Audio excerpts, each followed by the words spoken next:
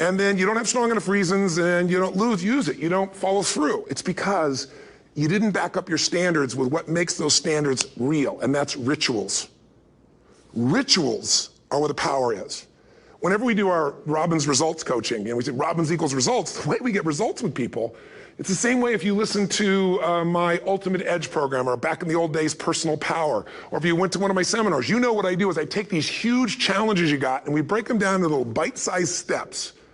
Little things you do each day that after you do them, you get so much momentum that it's easy to succeed. You're not overwhelmed. You have these victory day after day after day on little things.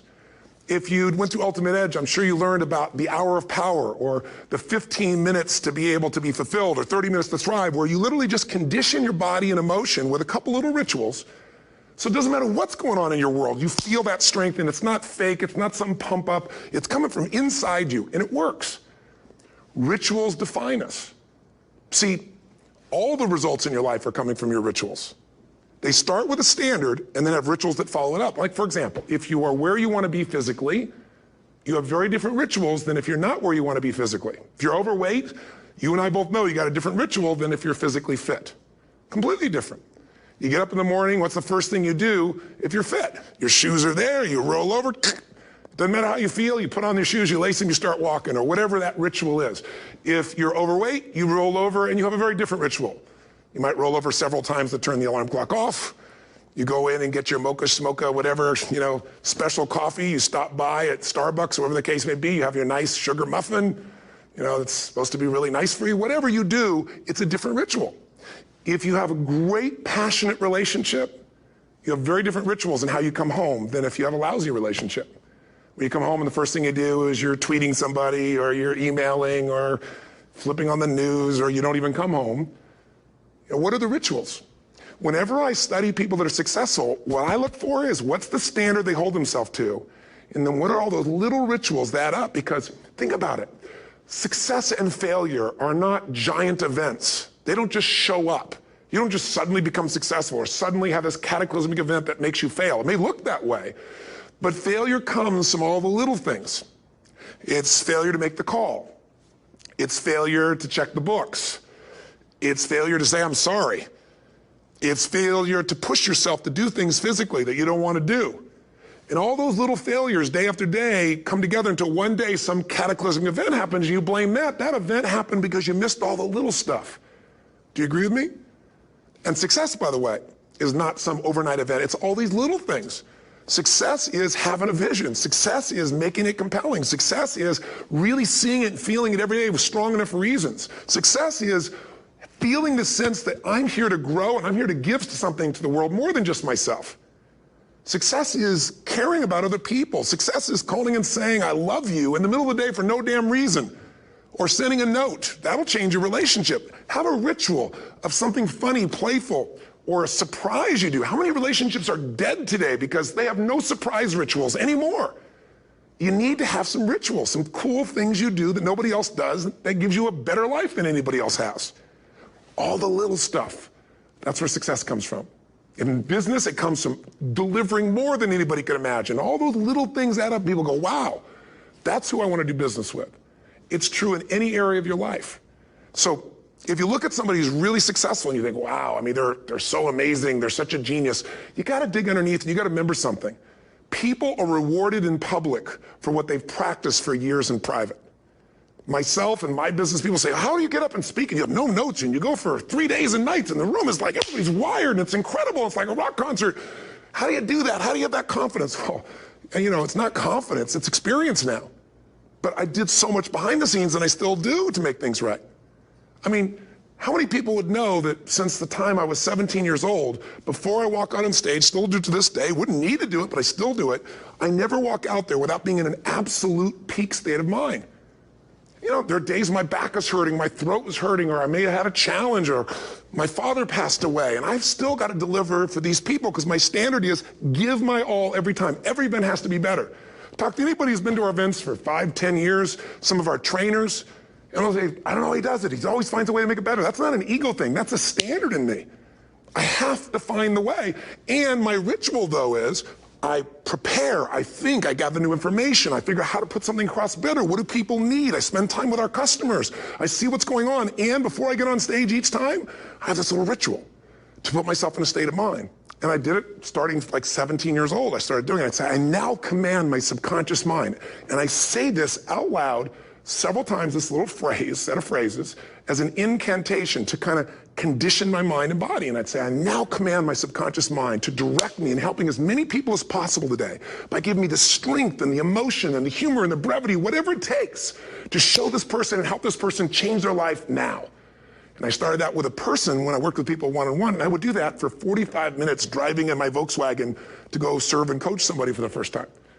Now I don't say that person, I say these people, and I can go out in a room of 10,000 people and deliver for 50 hours, and I do it every time I come back on stage. It's a ritual to go into peak state. Peak states don't just show up, they don't interrupt you.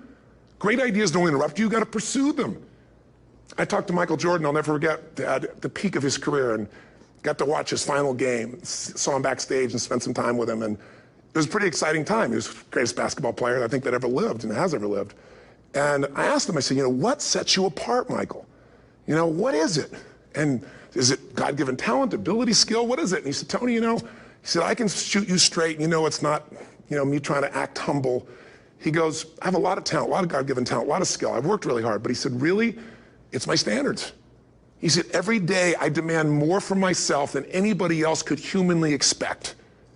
I'm not competing with somebody else, I'm competing with what I'm capable of. Magic formula. Because most of us lower our standards, why? Because who you spend time with, my friends, is who you become. One of the biggest reasons I started going to seminars when I was like 17 is I had nobody around me as a great role model. I could read about somebody, but being around people, being in that environment was very different. Finding a way to go to work with someone who lived that standard of life was very different. You get around people with low standards and you compete with it. You don't need to compete with it. It's like, okay. Remember Jerry Springer? I don't know if he's still in the air, but I remember he used to get people on the show and I thought, where would he find these people? And why would people watch? I'll tell you why they watch. They watch these people and go, my life's still pretty darn good compared to that person. Look at them. You don't have to change your life. All you have to do is find somebody with a lower standard and you'll feel good about yourself. But if you feel that good feeling, it's an illusion. The only thing that's going to make you happy, my friend, and this year or any other, is to step up. It's to raise the standard, it's to discover what you're capable of and feel that incredible power of pushing through whatever's holding you back and get to the other side of more of your true self. That's what this game's all about. And look at the best of the world in anything. Tiger Woods, what's his vision? To win golf tournaments? No, to be the best that ever lived. That's his goal, that's his vision. But here's what's interesting, he backs it up with rituals. If you just have a vision and you don't have the rituals, stop lying to yourself. His rituals are, he started doing things nobody did before. He went and started lifting weights. Golfers lifting weights? No way. He went out and he changed his swing when he was the best in the world because he realized in order to be the best that ever lived, he's gonna have to change his swing. If you know anything about golf, you don't change your swing when you're the best. And he went and retrained himself because he has different rituals than other golfers. Now many people are modeling his rituals to get better. It's amazing. You look at somebody like Michael Phelps, the 2008 swimmer, won 7, only 2 people I think in history, if I remember correctly, that have gotten 7 gold medals in one session. And here's a guy, he's got number 6 under his belt and he's exhausted and he's going in for that final swim. I'm sure you remember. And how does the guy win? By 1/100th of a second. Do you think that was some massive skill that got him over the top? Or was it a standard that says, this is who I am. I am the champion. And no one is taking this from me. And somehow in those final milliseconds, 1/100th of a second, he pushed himself just beyond his competitor. But you know about Michael Phelps? What allowed him to be able to push beyond that moment is his rituals. Go study the guy. Most people who swim have these unbelievable workouts. He does 2 and 3 of those workout sessions a day. All the other swimmers in the beginning thought he was insane. You're gonna overtrain, you can't do that, it's not physically possible. But he had a standard and the rituals to back it up. So here's my final message to you, because I've gotten carried away. I thought I was gonna send you like a 5-minute message, but as you can see, there's no script here, it's just me going a little crazy with you, but I wanna really see you get what you want this year. Don't let this year be like last. And if last year was great, still don't let it be that way. Raise the standard. If your life is perfect and extraordinary, you darn well know you're not gonna be happy unless you keep making it better. That's what makes us feel alive. It's not what we get that makes us happy. It's who we become and what we're able to give because we become more. That sense of contribution is what creates the deepest meaning. So here's my assignment for you if you want one. If you want to go from conversation to some action, here's a simple thing to do. What's an area of your life right now that you really want to improve? What's an area that's important to improve? If your body's great, how about your career? If career's great, how about your relationships? Intimate one especially, or your kids, or your relationship with your creator, your spiritual side of your life. Or is it your finances? Figure an area that really matters. Decide on that area. Number one, write down what your life is like in that area right now as specifically as possible.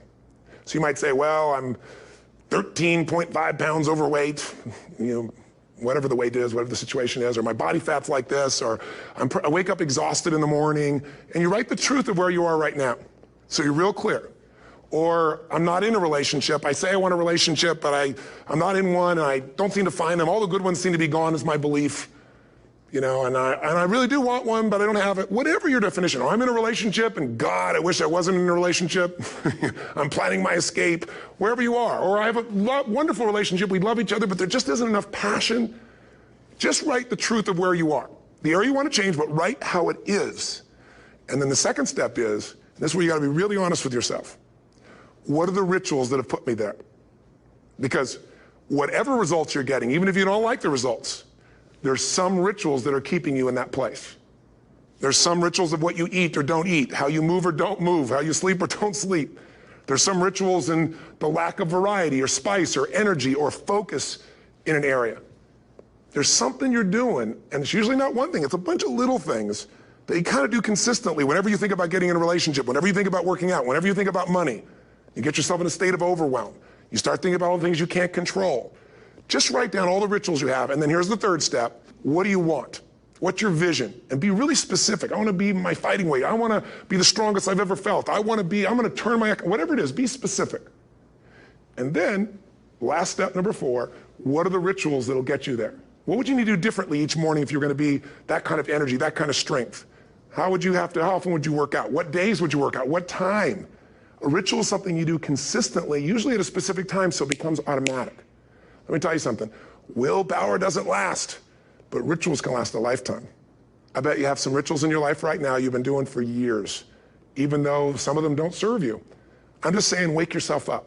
If you want a new year and a new life, you don't need to start on January 1st. Start today. Start with this little video. And just begin to see what happens and see how easy it is to just do a few little rituals. Don't do them all, just do 2 or 3 new things. And you know what happens? You'll get momentum. Because once you discipline yourself in one area of your life, you feel yourself doing it in other areas as well. And I always say something that my original teacher taught me. I always remind people, there's always 2 pains in life. There's the pain of discipline, or there's the pain of regret. And discipline weighs ounces, as my friend Jim Rohn taught me. Regret weighs tons. You don't have regret. So right now, what do you want to change? What's it really like? What are the rituals that got you there? That'll take a little homework. If you're not sure, ask the people around you. They'll tell you what your rituals are. What do I really want in depth? What are the rituals that'll get me there? And then get yourself to start a few of those actions and lock them in place. If I can help you in any way, we're here as a company to support you.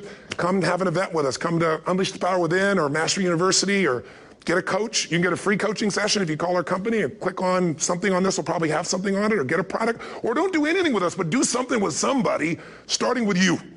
If you make the changes in yourself, you're going to be proud this year, and no amount of money or accolades from other people can mirror the feeling of being proud of knowing you've taken back control of your life, or you've taken a great life to another level. Because once you do that, you have something you can give other people, whether it be your kids or your friends or your family. And ultimately, that's what life's about. So thanks for listening. I don't know how long I went here, but I hope this has been helpful for you. I just thought it's a new year, and I want people to be able to truly create a new life. And until I see you again, hopefully soon, or gets a chance to meet you, live strong and live with passion. And of course, God bless to you. Happy New Year.